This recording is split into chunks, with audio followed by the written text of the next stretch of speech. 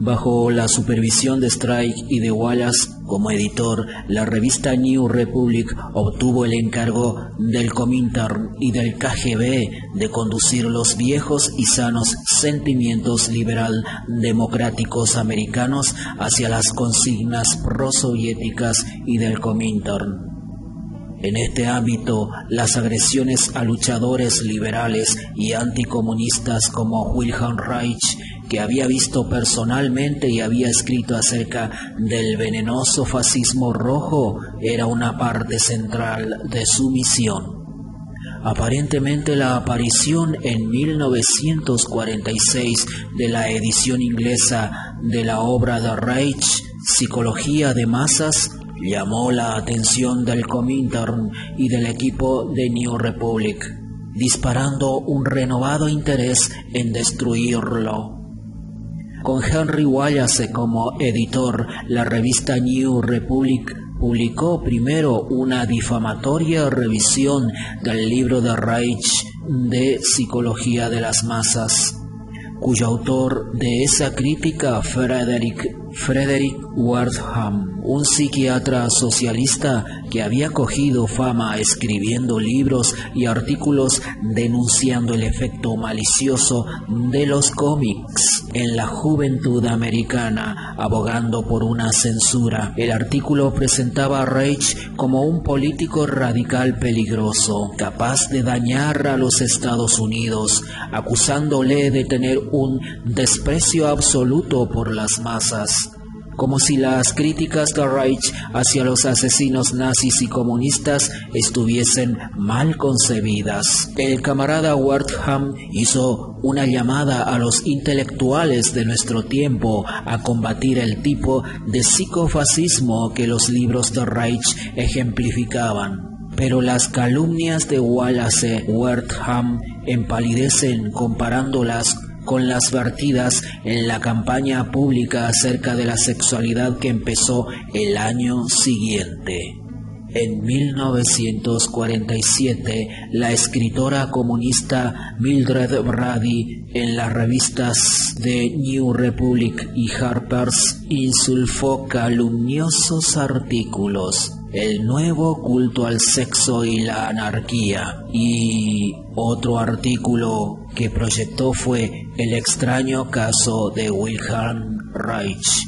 Con acusaciones injustificadas, estimularon artículos similares en otras revistas, periódicos y publicaciones de aquel tiempo. Los Bradys, Mildred y su marido Robert intimaron con las redes de Strike y Wallace, de amigos del Comintern, y que con los agentes del KGB. En el puesto académico de Robert Brady en el campus de la Universidad de California, Berkeley, fue identificado por el FBI como un centro de reunión para los contactos e intermediarios que se extendía hasta la Unión Soviética. Los Bradys también tuvieron una larga relación con la mayor y más exitosa red de espías soviéticos que había operado en Estados Unidos, establecida por Nathan Gregory Silvermaster, que estuvo involucrado en la cesión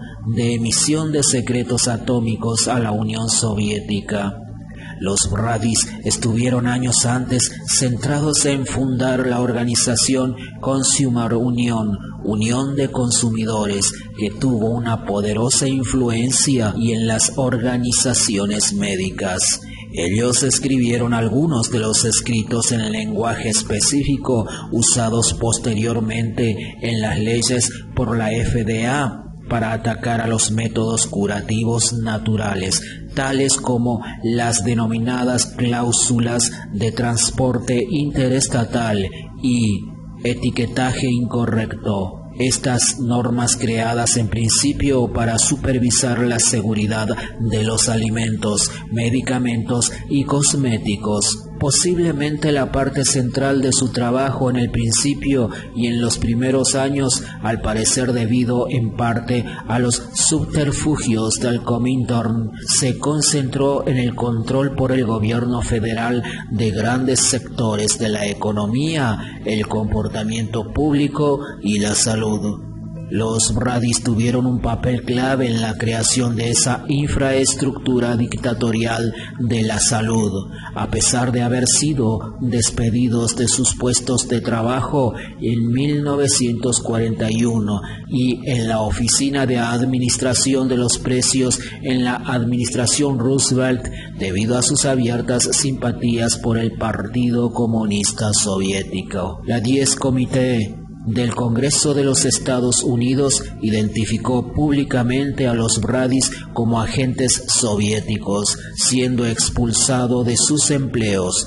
Uno de los empleados de la Consumers Union, Unión de Consumidores, que más tarde publicó la revista, fue también identificado, según los archivos del FBI, como agente soviético. Fue identificado y el conductor del coche de la huida del asesino de León Trotsky en 1940 en la Ciudad de México. Una vez que Wilhelm Reich fue considerado como una posible amenaza para los objetivos del Comintern en Estados Unidos, la misma red de agentes soviéticos y simpatizantes comenzó a orquestar un serio y mortal asalto contra Wilhelm Reich. Los calumniosos artículos de Brady denunciaban a Reich atribuyéndole falsedades, acusándolo de que dirigía un fraude sexual y repitiendo las viejas difamaciones usadas por los viejos periódicos socialistas y comunistas que le habían atacado 10 años antes en Escandinavia. Brady denunció a Reich por su postura crítica en contra de la represión sexual stalinista.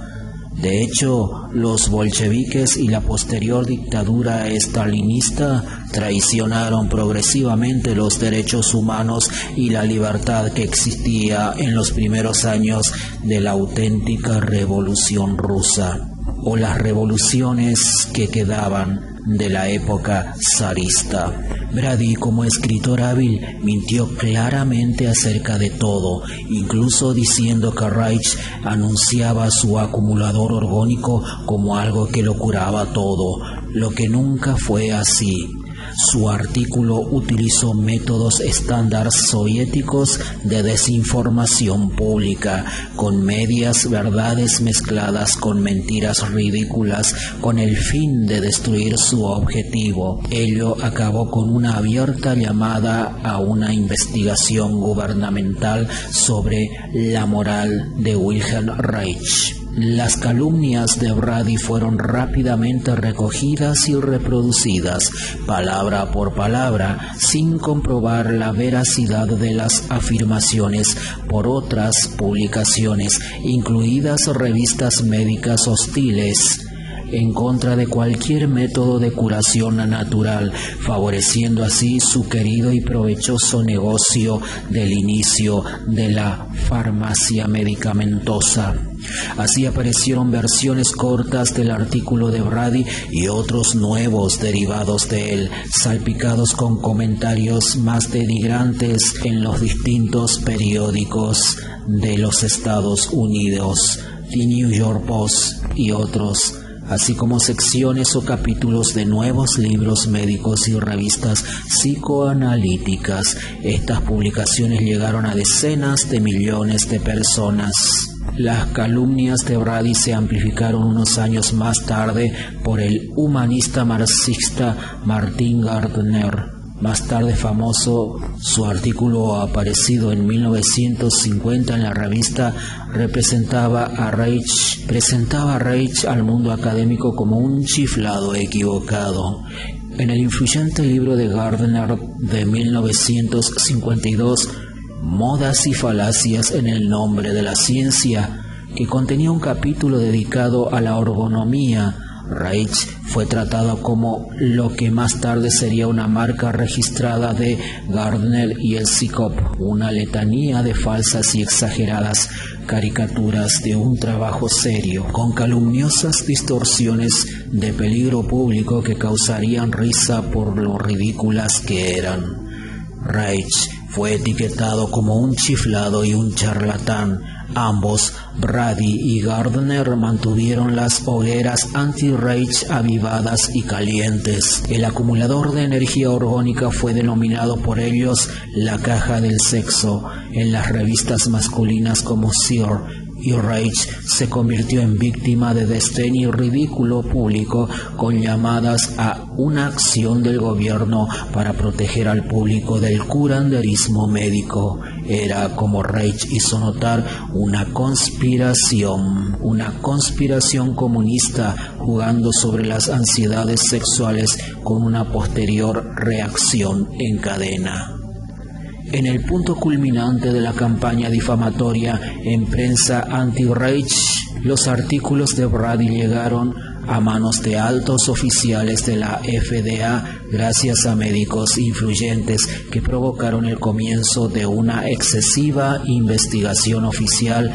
¿Qué era la FDA en aquel tiempo? Alrededor de 1940 la FDA era una organización financiada y orientada por los socialistas, una organización orientada hacia haz el bien, activista en el consumo y anticorporación, con una considerable cantidad de recursos dedicados a fisgonear y erradicar pioneros médicos independientes de todo tipo, con el propósito de acabar con el curanderismo médico. Incluso sin agentes del Comintern trabajando dentro, tenía un marcado acento socialista y no necesitaba demasiado empuje para ir detrás de cualquier médico heterodoxo, disponiendo de departamentos preparados para esta tarea.